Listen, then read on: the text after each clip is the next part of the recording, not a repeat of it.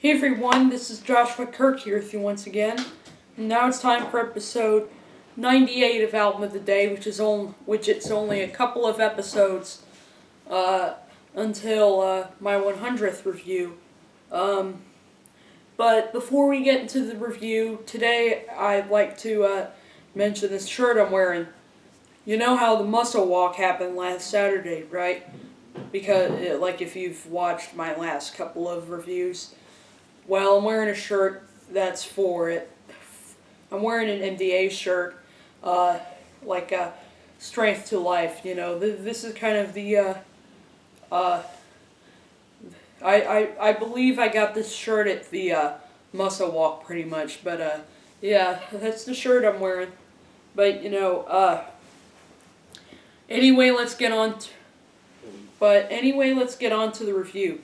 So today's artist is sort of an indie folk, sort of Americana, I think it's more under like the indie folk sort of category as a singer-songwriter.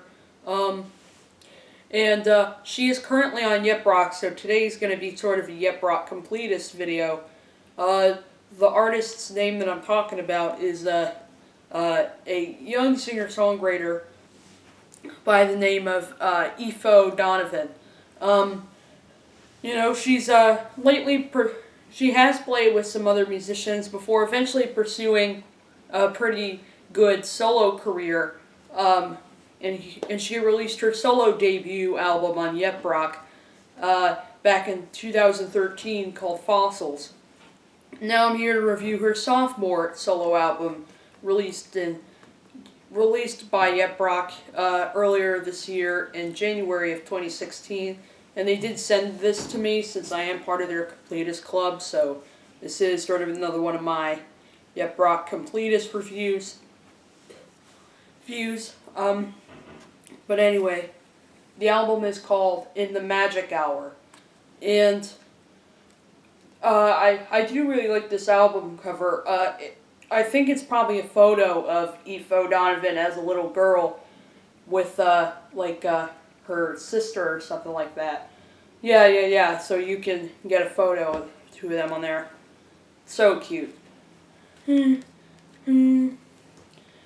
of course, there's a track listing on there. And the funny thing is, the Yep Rock logo that's shown on the back of this album, it's kind of a different variation of the Yep Rock Records logo to what the logo variation of Yep Rock is right now, where it's like the white Yep and the blue Rock and, of course, Records at the bottom. This is more like kind of a circle with uppercase Yep Rock and then, of course, the word Records. And there's the track listing on there. It's kind of bright, so you can't really see it all that well. And then here are some of the lyrics.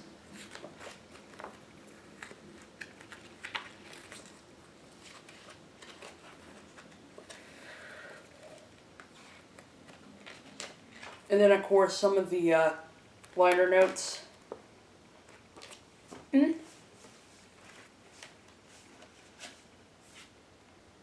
So not really too much going on with the artwork on here. But then there's the CD.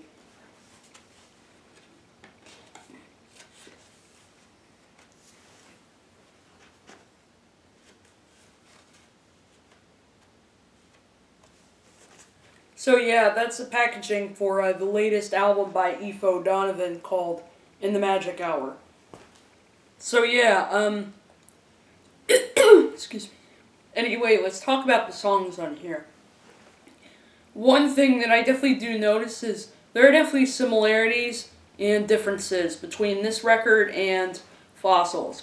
One, Aoife O'Donovan, has one thing that a lot of critics, praised about Aoife O'Donovan's work is her voice.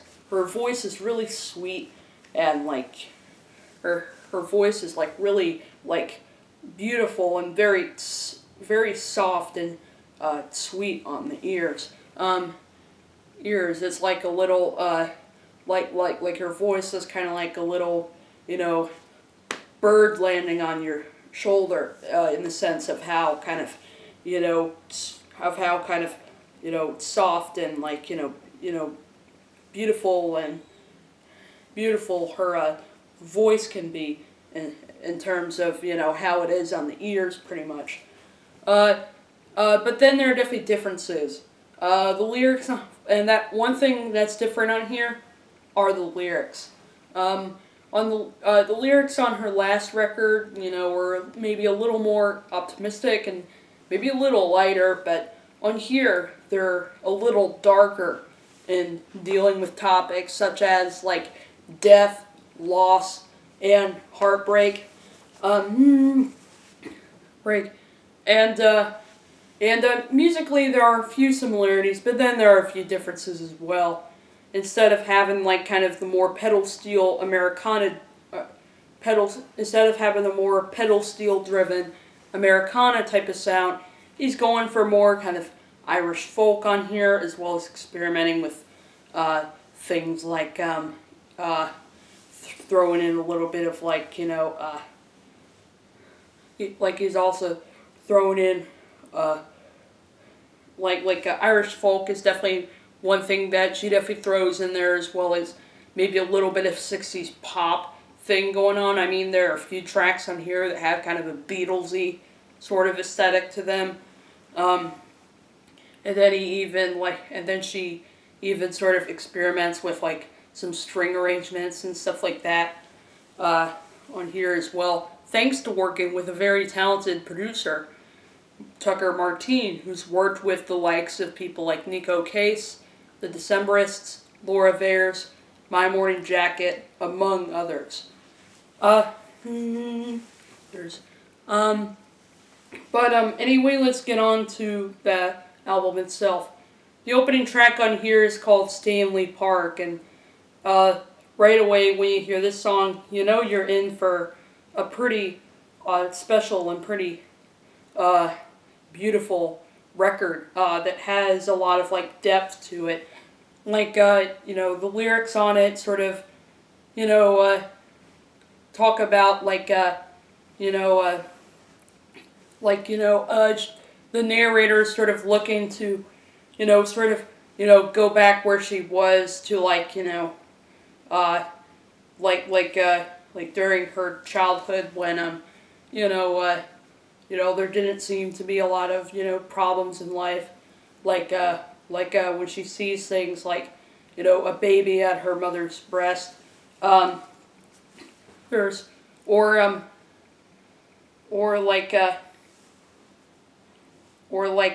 and talking about how she'd pretend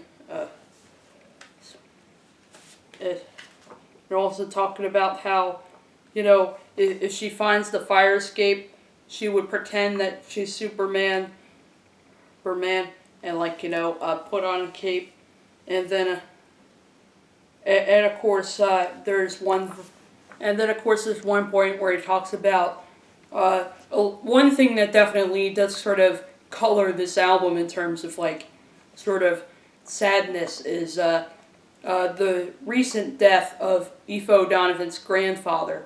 And that sort of goes through his lyrics, like, I'm a poor wayfarer, I got no one to dry my eyes, time to lay this body down in the frozen ground.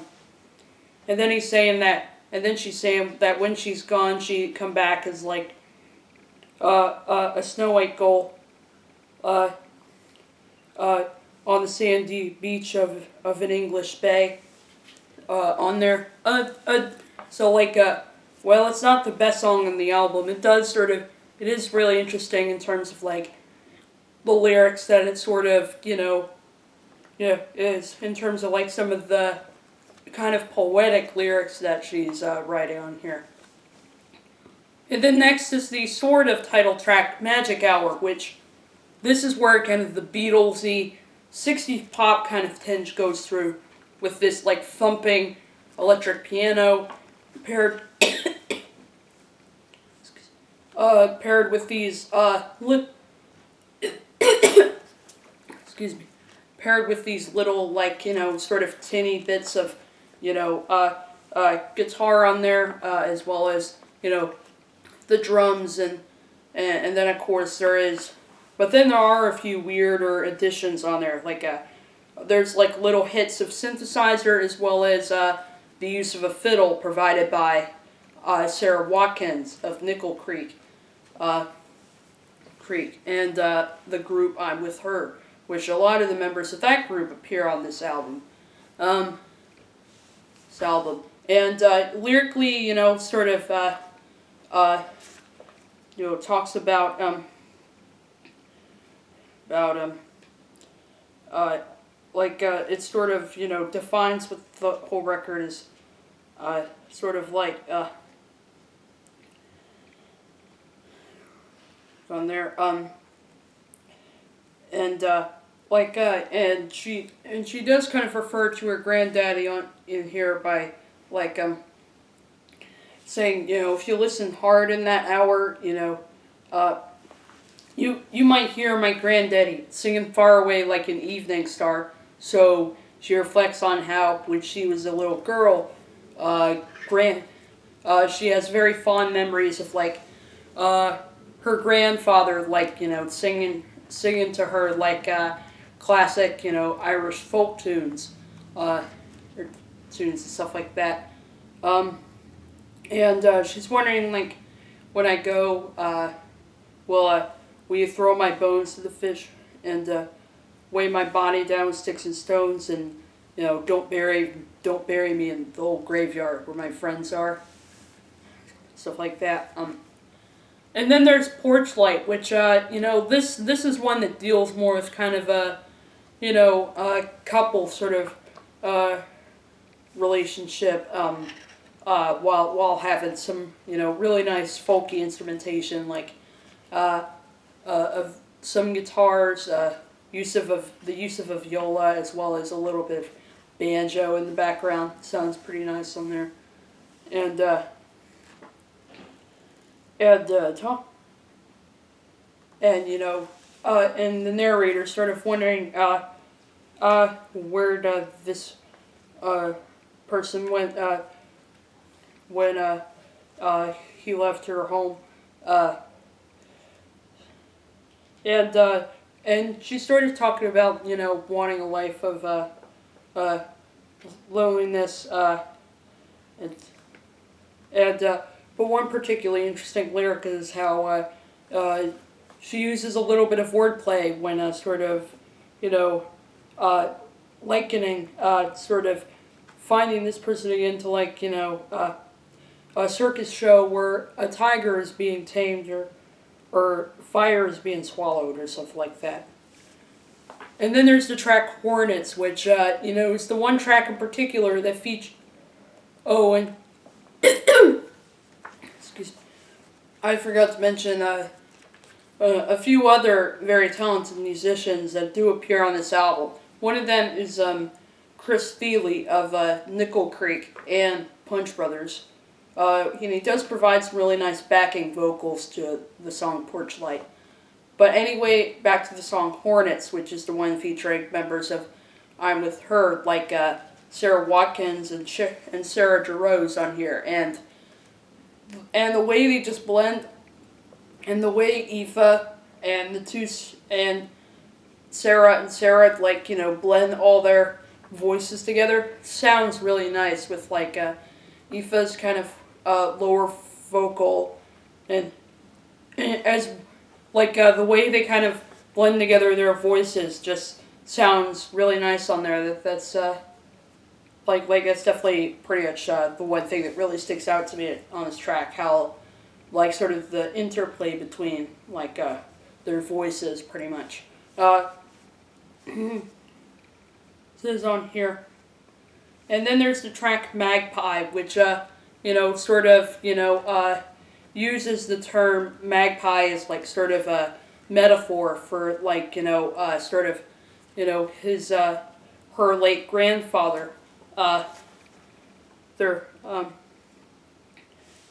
like, anytime a magpie lands on her, she can feel, her granddaddy sing humming Ramona, and sort of reflecting on her childhood a little bit, saying when we were kids we'd pile in and take the same road toward the island in the west. And so I think the album cover sort of fits in sort of the aesthetic of the record, since she does kind of reflect on her childhood a little bit and stuff like that, and wishes that her life didn't have so much problems as it does really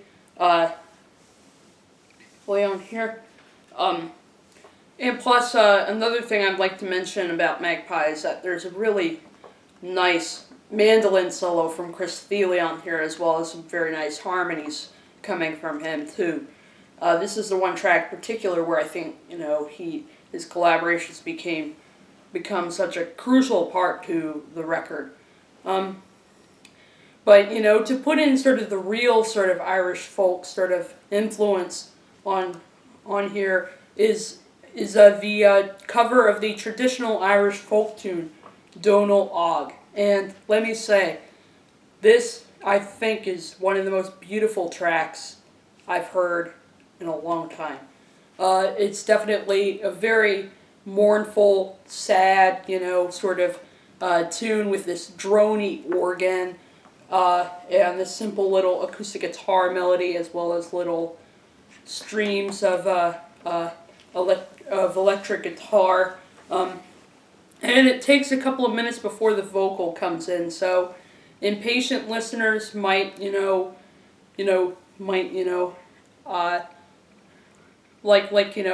impatient listeners, may take offense at that, but me personally, I'm patient enough, so yeah, I think the sort of long intro, I think really does work for the track before. It sort of gives Aoife a moment to breathe before she eventually comes in with that really gorgeous vocal. Vocal, which makes sense because this is definitely one of the most emotional, heart-wrenching sort of moments on the record.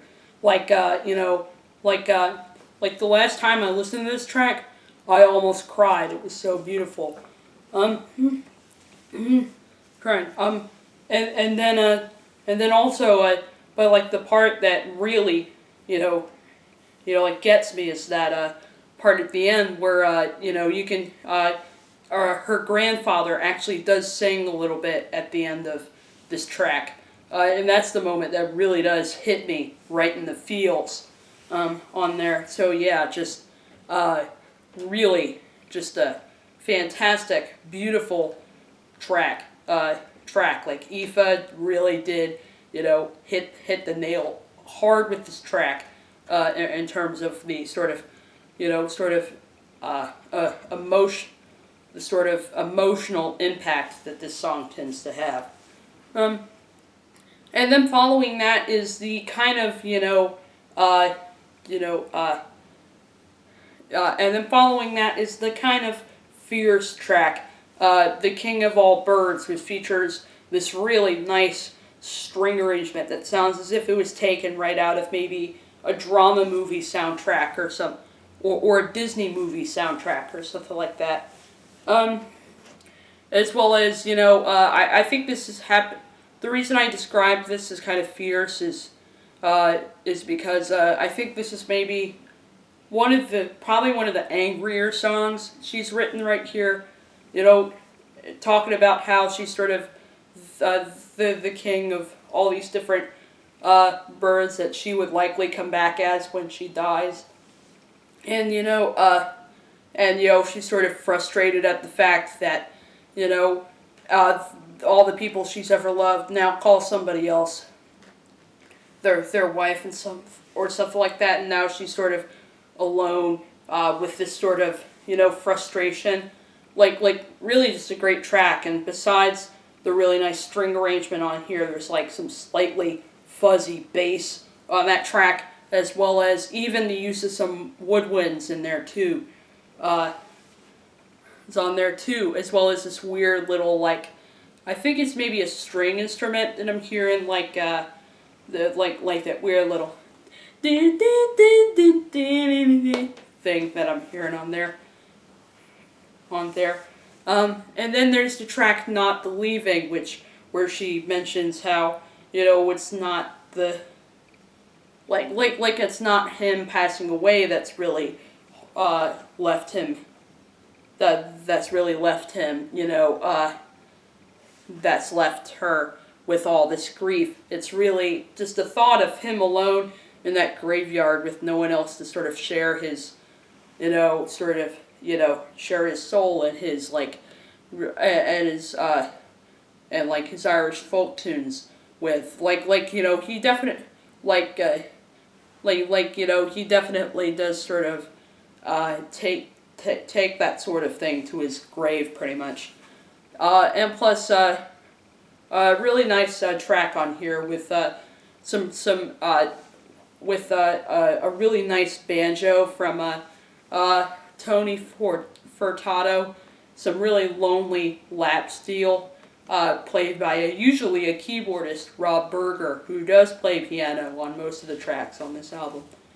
As well as some really angelic and lovely backing vocals from Laura Veirs, who has worked with Tucker Martine before, so it makes sense she'd be sort of a part of this here. And then there's Detour Sign, which sort